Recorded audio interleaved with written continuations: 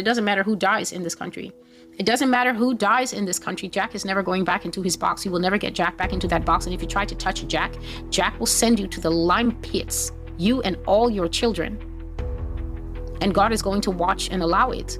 So the reason God has sent me is to let you know to keep your hands off Jack and to mind Jack when he's passing, and to not talk too loud when Jack is in the building, because Jack is going to have 1 billion snitches that are willing to sell you out for 2 cents and a teenage chicken. That's why God has sent me, to let you know that this is Jack's hour, that it is Jack's moment of fame.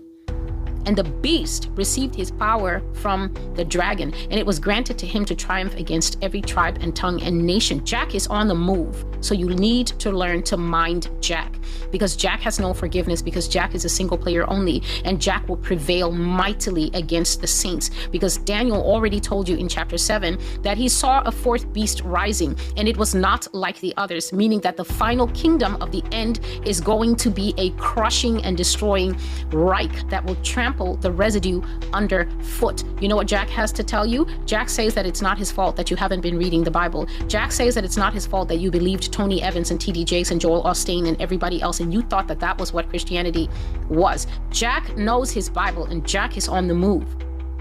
Jack is rising like 10 horns that have 10 crowns on it, that sit on a beast that has a blasphemous name on the forehead.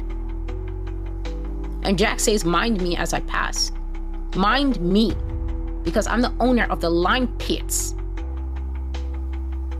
And you should have read your Bible. Jack says, it's my time now. I'm the captain now. And all God has to say is, it is written. Every word I just said is in the Bible, except for Jack. So what you're going to do is you're going to learn how to live on Jack's good side, unless they will cut your hand off when we go into the season of Sharia law.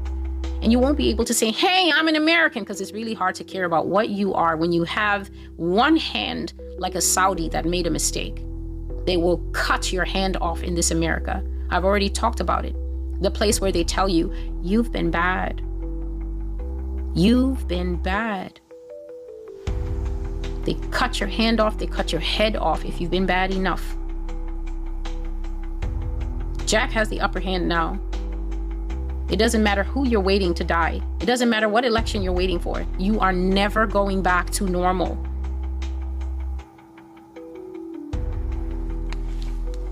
Donald Trump is just a foreshadowing. A foreshadowing is like the previews at the movie. This summer. That's what a foreshadowing is. It tells you what's coming up next on the agenda.